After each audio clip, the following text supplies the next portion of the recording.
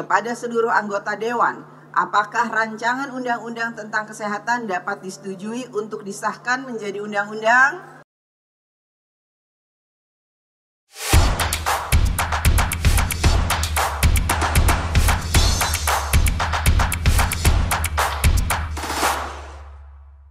Halo Sobat Fitra, kembali lagi di Bincang-Bincang Fitra TV. Di episode kali ini kita sudah kedatangan tamu. Beliau adalah Profesor Bambang Syergi. Apa kabar, Prof? Terima kasih, baik-baik. Terima kasih undangannya. Nah, kebetulan karena di Fitra kita kan sebagai organisasi masyarakat, kita fokus di masyarakat, kita juga mengundang Prof Bambang nih untuk membicarakan hal penting yang masih marak terjadi. Iya. Aduh, emang sedikit takut bahasnya juga soal UU Kesehatan, Prof.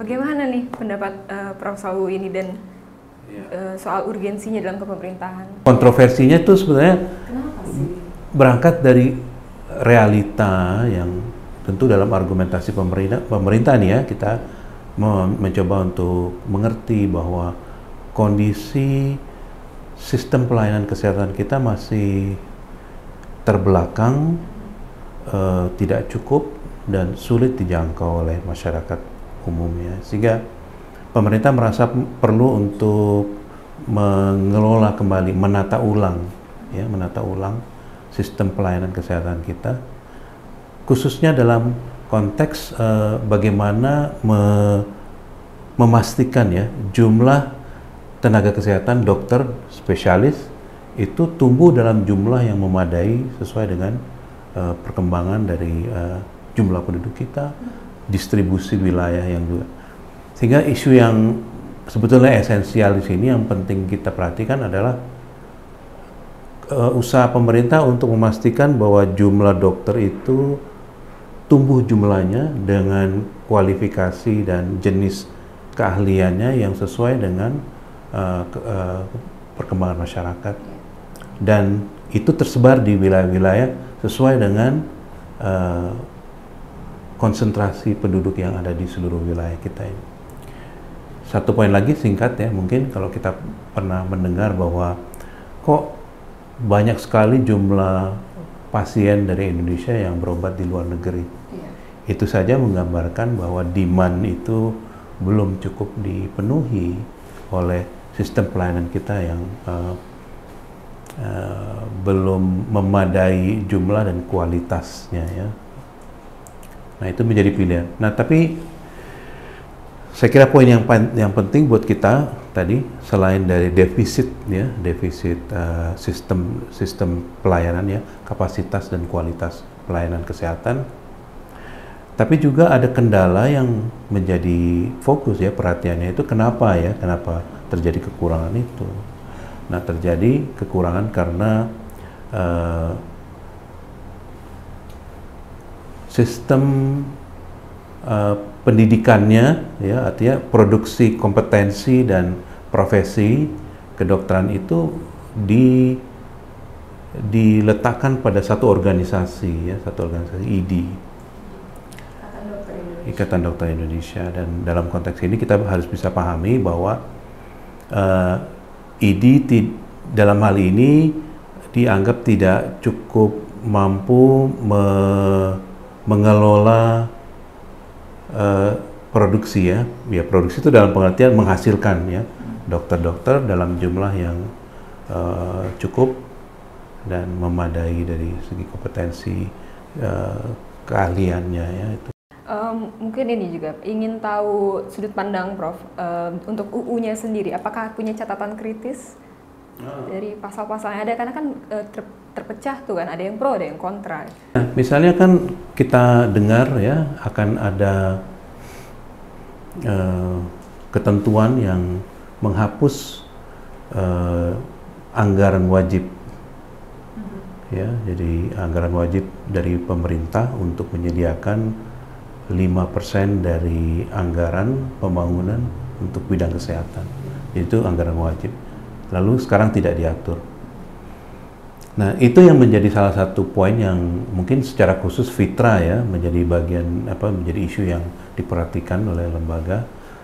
Karena pertanyaannya lalu kalau memang tidak diwajibkan, lalu itu konsekuensinya seperti apa bagi pelayanan kesehatan masyarakat ya, dan di bidang kesehatan secara umum. Nah, persoalannya saya kira dalam hal ini ya, dengan tidak adanya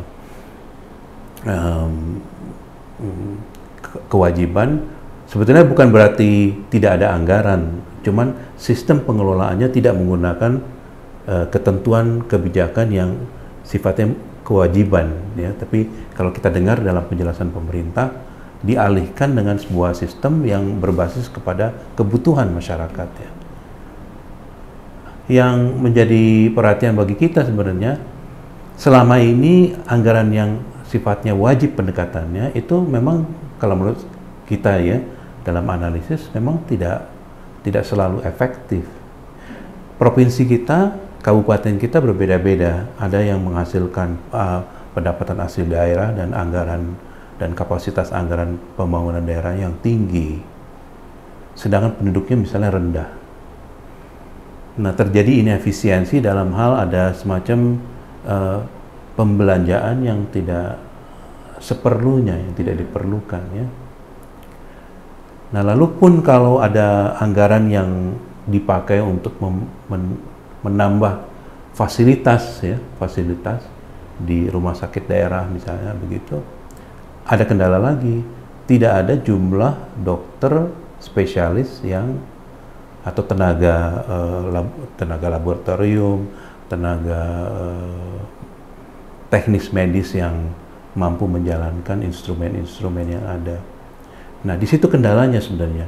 Jadi kendala di dalam hal tidak cukupnya dokter-dokter yang mempunyai kualifikasi yang dapat menjalankan perbaikan-perbaikan teknologi yang disediakan dalam anggaran pembangunan kesehatan itu sendiri.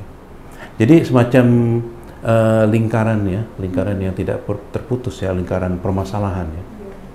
Kita nggak bilang lingkaran itu ya, itu istilah yang kurang baik, tapi ada permasalahan yang lalu menyandra gitu ya, satu sama lain gitu. Mau nambah alat, ada duitnya, tapi nggak bisa juga dipakai karena tidak ada kualifikasi personel yang bersertifikat khusus untuk menangani peralatan yang ditambah itu ya. Jadi tidak efisien itu dalam artian begini, dana ada, dibelanjakan, tapi terbengkalai barangnya. Kalaupun ditambah alat-alat, tapi juga jumlah penduduknya dan konsentrasi pada rumah sakit yang jauh dari tempat penduduk. Nah, dari itu maka memang pembelanjaan itu sekarang difokuskan pada kriteria tentang kebutuhan masyarakat yang ada di kawasan itu ya, bukan target pembelanjaan pada keperluan fasilitas-fasilitas yang belum tentu terpakai. Kendalanya di situ sebenarnya kan. Di beberapa media juga kan Menteri Kesehatan kita menjelaskan kalau 3 penyakit tertinggi di Indonesia itu kan yang pertama stroke 300.000. Lalu penyakit jantung 250.000 dan kanker 234.000. Nah, beliau kan juga bilang bahwa ini akibat dari telatnya pelayanan dan itu betul kurangnya distribusi dokter-dokter gitu kan. Nah, tapi yang kita lihat sekarang juga kan dari Ikatan Dokter Indonesia sendiri menolak UU ini. Apakah betul tanda kutip yang dibilang oleh Menkes bahwa ada permainan juga di dalamnya, entah kayak darah biru itu gitu, ataukah ada persoalan lain sebetulnya menurut Prof? Saya kira yang menjadi argumentasi antara lain ya keresahan yang ada pada kalangan dokter itu adalah bahwa misalnya nih BPJS itu tidak memberikan sebuah kerangka pembiayaan mencukupi bagi dokter-dokter yang melayani di sistem pelayanan kesehatan di tingkat 2, tingkat 3 gitu ya di masyarakat itu. Nah, untuk itu penganggaran melalui BPJS itu yang sebetulnya jadi persoalan daripada daripada mengotak-atik persoalan otoritas kelembagaan profesi, lebih baik mengatur rumah tangga pelayanannya misalnya kan kayak gitu ya. Soal si UU-nya ini kan maksudnya di luar wacana yang dibilangnya ini ID versus pemerintah gitu kan.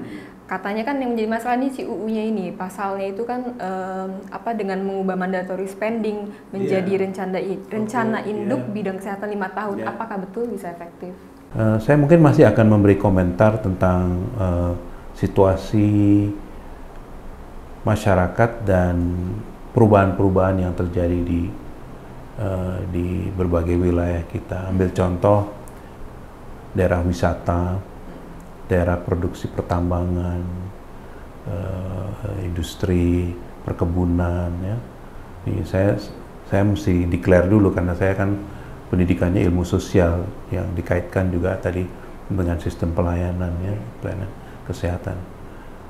Jadi kalau tadi dikatakan bahwa perubahan pola hidup dan kecenderungan penyakit yang dideritanya oleh para pasien ini juga sangat tergantung pada dinamika dan pola penghidupan, lifestyle, kehidupan masyarakat yang makin mengkota, makin tumbuh sektor jasanya, sehingga gaya hidup kita bukan lagi banyak gerak tapi lebih banyak duduk, ya, ada istilahnya tuh ya, ya apalagi itu, sehingga gaya hidup sendiri menjadi bagian yang turut menyebabkan. Ini agak kompleks dalam pengertian bahwa pemerintah mencoba untuk mengimbangi antara preventif dengan kuratif. Ya kan? Preventif itu artinya mengelola penyakit sebelum terjadi, dan itu terkait dengan gaya hidup. Dan gaya hidup itu sangat tergantung pada konsumsi. Konsumsi sangat tergantung pada pengaruh iklan-iklan dan kepentingan usaha untuk menjajakan makanan, minuman, rokok, kemudian leisure, ya, leisure itu apa? Kesenangan, ya, yang tidak basisnya pada olah tubuh atau bergerak, ya, tapi lebih fokus kepada gadget dan internet dan seterusnya. Nah, jadi yang menjadi tricky kan adalah pemerintah bilang ini mencoba untuk mengarahkan tidak terlalu kuratif tapi preventif. Cuman kan penekanan pada pengadaan dokter itu sebetulnya lebih pada kuratif sebenarnya kan, ya kan. Ini satu hal yang harus dijelaskan dan harus dipahami, ya, dijelaskan oleh pemerintah lebih jelas. Bagaimana roadmap, ya, dan penganggaran untuk bisa memberikan dukungan pada kebijakan dan juga program-program yang sifatnya penekanan pada atau sosialisasi, ya, orang bilangnya gaya hidup sehat. Gaya hidup sehat. Tapi sementara pelayanan kesehatan berbasis kuratif juga semakin tinggi permintaannya pada spesialis, ya, dan itu menjadi bagian daripada boleh dibilang setting persoalan tersendiri karena rumah sakit di daerah tidak bisa naik akreditasinya karena kurang jumlah dokter. Jadi kita harus berdiri pada dua kaki ini supaya bisa tertangani pelayanan-pelayanan yang sifatnya berbasis masyarakat, ya, pos-pos kesehatan pembantu di desa-desa, tapi juga memperkuat rumah sakit yang ada sebagai pelayanan yang sifatnya kuratif, ya. Ada yang penting, ya, yang mungkin terbayang dalam landscape, ya. Landscape itu gambaran persoalan lengkapnya gitu, ya, gambaran luasnya landscape. Kita mencoba untuk membayangkan, ya. Banyak pasien kita lari ke luar negeri. Kenapa tuh, kan? Apakah dengan strategi pemerintah untuk memperkuat, ya, kapasitas menghasilkan dokter-dokter sehingga bisa mengisi pos-pos yang ada di rumah sakit daerah, itu mampu mengurangi perjalanan belanja kesehatan kita. Ya, asumsinya, skenario-nya begitulah, ya. Karena selama ini dokter-dokter spesialis itu tidak cukup. Sehingga lari ke Jakarta kan juga ada yang langsung dari Sumatera lari ke Penang, Malaka, dan Singapura kan. Kalau menurut Prof nih, kalau sudah berjalan kesehatan ini, kira-kira dampak real apa yang bisa kita rasakan nih sebagai warga negara? Apa yang bisa diharapkan 10-15 tahun ke depan? Itu pertanyaannya ya. Jadi yang menjadi penting buat kita adalah roadmap-nya. Ya. Roadmap itu dikaitkan dengan grand design. Grand design itu terkait dengan profiling dan kebutuhan masyarakat. Karena selalu pemerintah mengatakan, Pak Menteri selalu mengatakan, apa sih yang memenuhi kepentingan masyarakat? Kan selalu gitu ya argumennya. Undang-undang ini untuk menjawab kebutuhan masyarakat. Nah di situ nggak boleh berhenti. Profil masyarakatnya, kegiatan ekonomi apa yang tumbuh, gaya hidup apa yang berubah, ancaman apa yang terjadi, lebih banyak kecelakaan, motor lebih banyak, mungkin pencemaran lingkungan dan lain-lain, itu tadi yang sudah kita sebut ya. Nah jadi roadmap-nya, grand design-nya penting. Yang saat ini masih menjadi polemik adalah apa namanya ya, ledakan-ledakan isu yang parsial dari pasal-pasal itu. Nah mungkin kalau pemerintah bisa menjelaskan sebetulnya apa sih yang kita mau kerjakan dari tahun ke tahun, berapa target jumlah spesialis yang akan dihasilkan dengan, lalu investasi kepada rumah sakit daerah utama yang nanti akan dijadikan tempat untuk pendidikan ya, kan ada double track katanya kan, universitas, rumah sakit, itu tempat pendidikan spesialis ya, ada 2 tempat. Tapi kan harus dilengkapi dan dibangun investasi pengadaan alat-alat sesuai dengan keperluan untuk pendidikannya itu. Nah roadmap-nya gimana? Nah itu pertanyaannya. Grand design-nya seperti apa untuk melihat infrastruktur pendidikan dan kapasitas dia untuk bisa menghasilkan jumlah dokter dengan yang diperlukan ya kan itu. Jadi penting itu yang kita nanti roadmap dan grand design. Iya. Dan sementara masyarakat ya apa boleh dibilang hanyut dalam polemik yang sifatnya parsial pada pasal-pasal yang menghebohkan ya. Dugaan-dugaan yang seperti tadi misalnya akan kebanjiran dokter asing, gitu aja udah bikin rame. Padahal sebetulnya itu adalah sebuah ya pengembangan sistem kemitraan dan keahlian transfer teknologi yang seharusnya bisa menjadi bagian daripada keberadaan ya dokter-dokter yang ya ini idealnya begitu. Tapi kan itu janjinya. Nah janjinya harus bisa dikawal tuh, ya kan? Kalau enggak nanti tetap aja tiap kali rame di media sosial, lalu harus menteri ngomong lagi menjelaskan, jadi banyak letupan-letupan emosional seperti yang terjadi saat ini, karena menyoroti satu-satu, padahal itu kan satu keseluruhan gitu. Ya itu ideal, itu kerja gede lah, makanya namanya kan ini transformasi sistem pelayanan kesehatan nasional. Transformasi itu apa sih? Nah, kayak apa bentuknya kan?